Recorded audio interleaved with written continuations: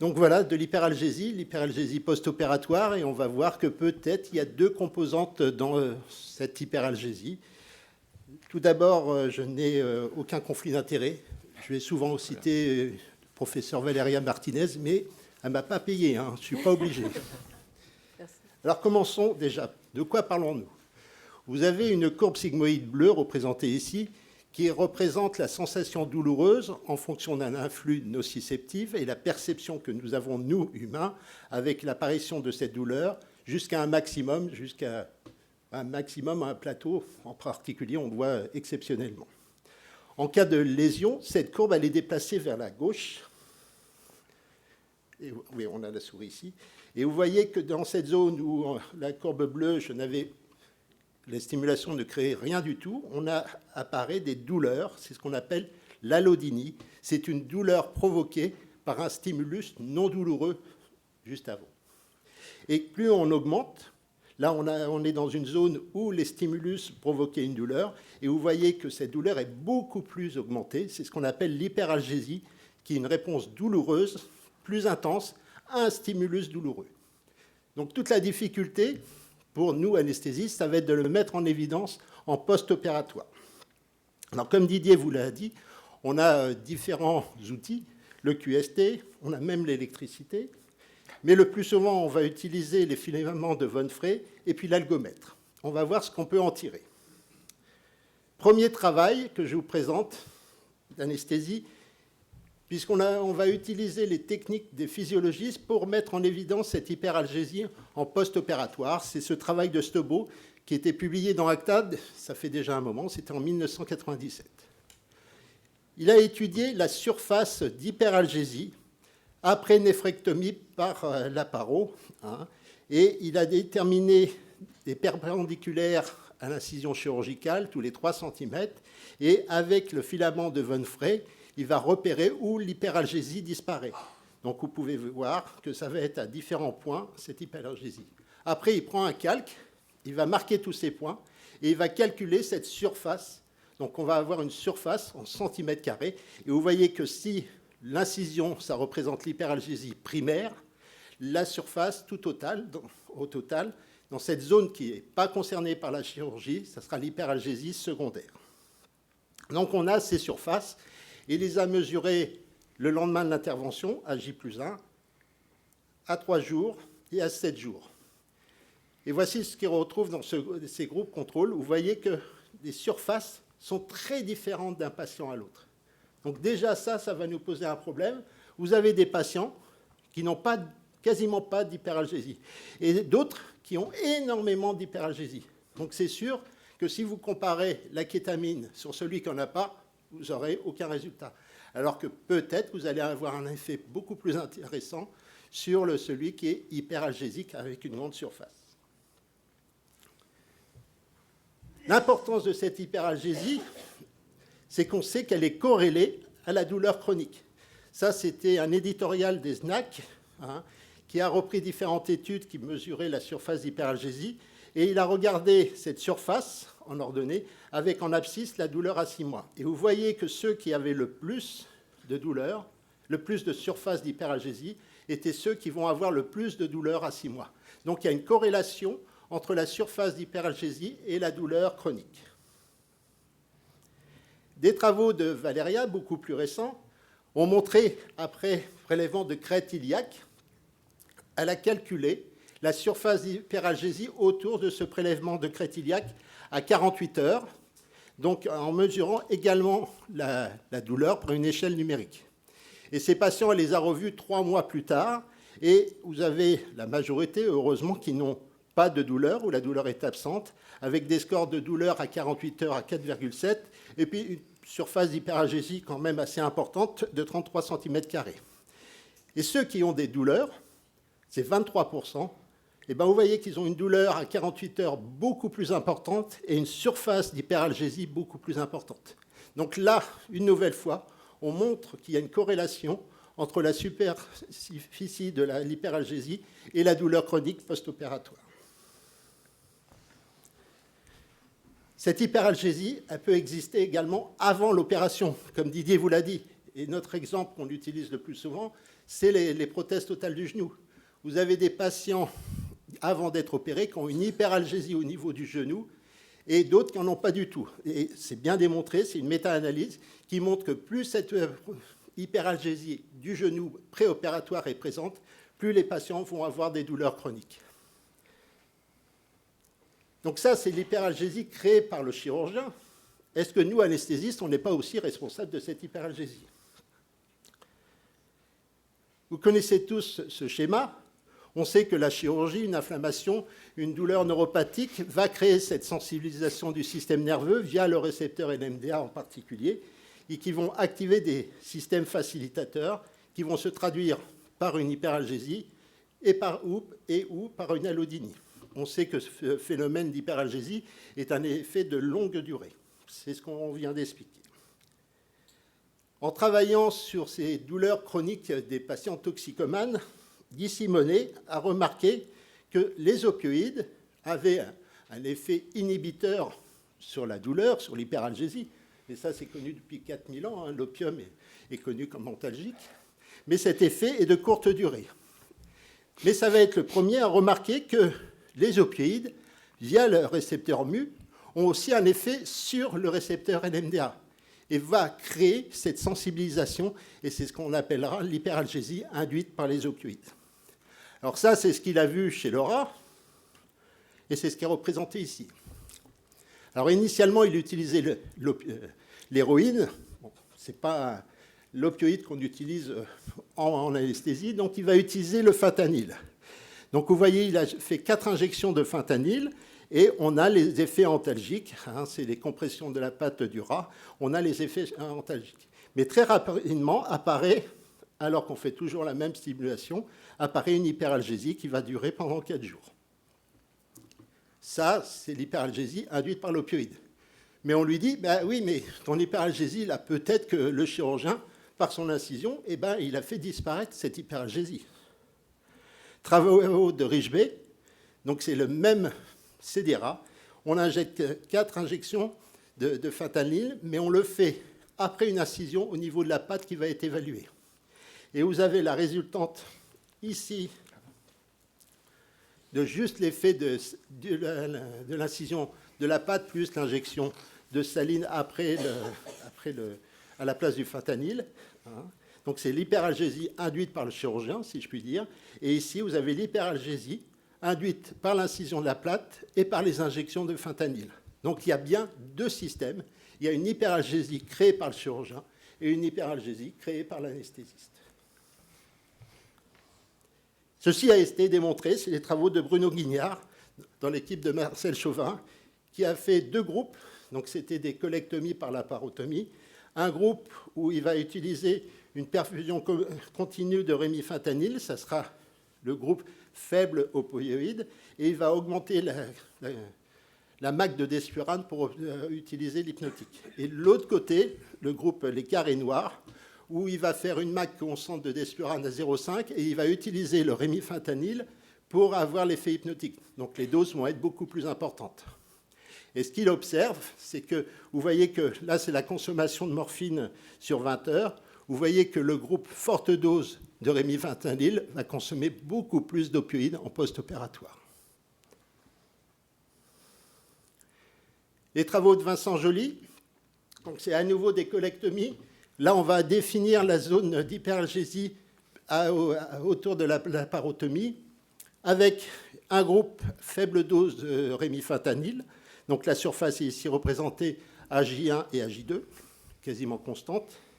Et puis un autre groupe de rémifentanyl à forte dose, et c'est significativement beaucoup plus important. Donc en pratique, on a une hyperalgésie induite par les opioïdes. Elle est bien présente, elle existe. On a vu que le rémifentanyl, ce sont des opioïdes forts, mais ça existe aussi avec les opioïdes dits faibles, les paliers 2, comme on dit.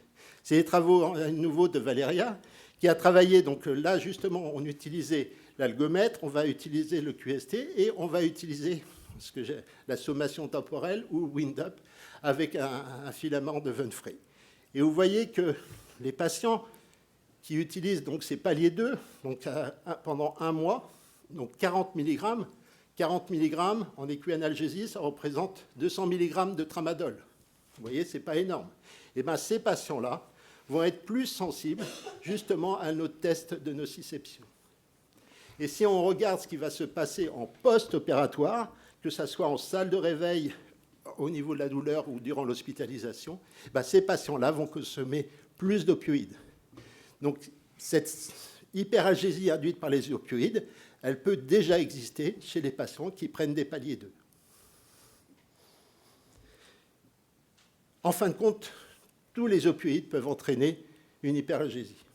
Tous les opioïdes. Ce qui va être important, ça va être non pas la puissance de l'opioïde, le sulfentanyl, qui est 1000 fois plus puissant que la morphine, va entraîner autant d'hyperalgésie. Mais ce qui va être important pour notre pratique, ça va être la dose. Et je vous demande de retenir ça. Ça va être la dose totale utilisée en péropératoire. Et après, c'est la pharmacocinétique du produit. Le rémifentanyl, pourquoi on a vu tous ces effets-là, ces hyperalgésies, qu'on appelait hyperalgésie, ces patients très douloureux en salle de réveil, c'est parce que c'est la pharmacocinétique du rémifentanyl qui créait le problème. Il est probable, mais on ne l'a pas recherché, que si on utilisait le sulfentanyl, on avait le problème, non pas en salle de réveil, mais en hospitalisation. Donc tous les opioïdes peuvent entraîner une hyperalgésie induite par les opioïdes. Ce qui est important, c'est la dose. L'hyperalgésie aux opioïdes, j'espère que je vous ai convaincu qu'elle existe. Alors, comment cette réalité est aujourd'hui devenue un mythe? Pourquoi maintenant, elle ne nous pose plus de problème? Eh bien, comme je vous disais, ça va être la dose d'opioïdes qui est importante. Or, on est à l'époque où on fait une épargne morphinique. Cette épargne morphinique, pourquoi on l'a fait? Parce qu'on sait que les morphiniques, ils ont des effets indésirables. Et ces effets indésirables, ils sont invalidants pour le patient. En ambulatoire, c'est une cause d'échec. Vous allez me dire, la douleur aussi. Donc il faut trouver le juste équilibre et quelle technique utiliser. Dans la RAC, ça retarde la sortie. On utilise d'autres produits. Et les Américains qui savent très bien calculer ça ont montré que ça avait un impact économique avec en particulier un allongement de la durée d'hospitalisation. Donc aujourd'hui, que ce soit en périopératoire, on est à l'épargne morphinique. L'autre particularité à l'heure actuelle, c'est qu'aujourd'hui, on utilise au maximum l'anesthésie ou l'analgésie locorégionale. Alors, il y a des avantages de cette technique-là par rapport à l'anesthésie, moins de morbidité, moins de dysfonction cognitive post-opératoire chez les patients fragiles, moins de nausées et vomissements. Ça améliore la réhabilitation post-opératoire. Les opioïdes retardent avec cause des effets secondaires, mais il faut aussi retenir, à chaque fois je signale, la morphine ne marche pas sur les douleurs dynamiques. Les anesthésiques locaux marchent très bien sur les douleurs dynamiques, à la toux, à la marche, tout ça. La réhabilitation est facilitée. Ça entraîne une épargne morphinique. Il faut faire le bloc avant l'intervention et vous allez utiliser moins d'opioïdes en péropératoire. Et comme je disais, ça a une analgésie de repos et à la mobilisation. Ça, c'est pour vous montrer la question de tout à l'heure, à quel moment. Initialement, c'est les travaux de Lamotte, un physiologiste qui s'est vraiment intéressé aux anesthésiques locaux et qui a utilisé la capsaïcine non pour soulager les patients, mais pour créer de la douleur. Il fait une injection qui est représentée par ce point rouge et il regarde l'hyperalgésie qui va se développer en réponse à cette stimulation douloureuse. C'est ce qui est représenté en pointillé en ligne continue. C'est ce qu'il trouve 180 minutes après l'injection de capsaïcine. Il va faire un bloc tronculaire, donc c'est au niveau du mollet qu'il fait ça, il fait un bloc sciatique chez ses patients et il regarde 180 minutes qu'est-ce qui se passe. Et bien vous voyez que le bloc a fait complètement disparaître cette hyperalgésie. Le problème, il va évaluer à 360 minutes. Vous voyez que cette hyperalgésie, elle est réapparue, pas aussi importante, mais elle est présente. Donc, en fin de compte, pour faire disparaître complètement l'hyperalgésie, il faut un cathéter avec un bloc continu analgésique. Ça, c'est les blocs tronculaires, mais qu'en est-il de la lidocaïne par voie intraveineuse? La lidocaïne par voie intraveineuse, c'est un antalgique. Ça, c'est des travaux donc réalisés. Là, ce ne sera pas de la capsaïcine, ça va être une incision avec une perfusion débutée avant de lidocaïne pendant 30 minutes. Et vous voyez que cette hyperalgésie est diminuée. Et donc là, ça va jusqu'à 3 heures, donc plus de 2 heures après la perfusion de lidocaïne, dose de charge de 2 mg kg et une perfusion continue de 2 mg kg/h. Donc il y a un effet, que ce soit en tronculaire, et un effet par voie intraveineuse, mais qui est en même moindre. Les antihyperalgésiques, comme on les appelle, depuis les conférences de 2009 et les nouvelles réactualisations en 2016, recommandent d'utiliser les antihyperalgésiques. Ces antihyperalgésies, ça va être la kétamine. Je reprends mon schéma de tout à l'heure où on avait les surfaces d'hyperalgésie. Et là, avec ce protocole de Stobo, c'était une dose de charge de 0,5 mg/kg de kétamine avec une perfusion continue de 2 gamma-kilo-minutes pendant 24 heures, puis 1 gamma-kilo-minute pendant 48 heures. Et c'est ce qui est représenté en vert. Vous voyez que cette surface d'hyperalgésie diminue. Donc la kétamine est un vrai antihyperalgésien. Les travaux de Vincent Joly, donc on a vu tout à l'heure les effets d'une faible dose de rémifentanil en jaune, les effets d'une forte dose de rémifentanil en rouge. Maintenant, je fais une perfusion continue comme Stobo de kétamine, et bien on revient au niveau initial. Donc on a complètement bloqué cette hyperalgésie induite par les opioïdes.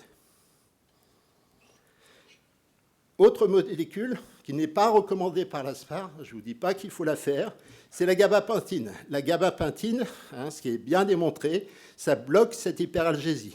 Il n'y a pas de problème, que ce soit l'hyperalgésie, qui est représentée à gauche, l'hyperalgésie induite par la capsaïcine, comme l'incision chirurgicale, ou que ce soit, là c'est chez le rat, l'hyperalgésie induite par les opioïdes.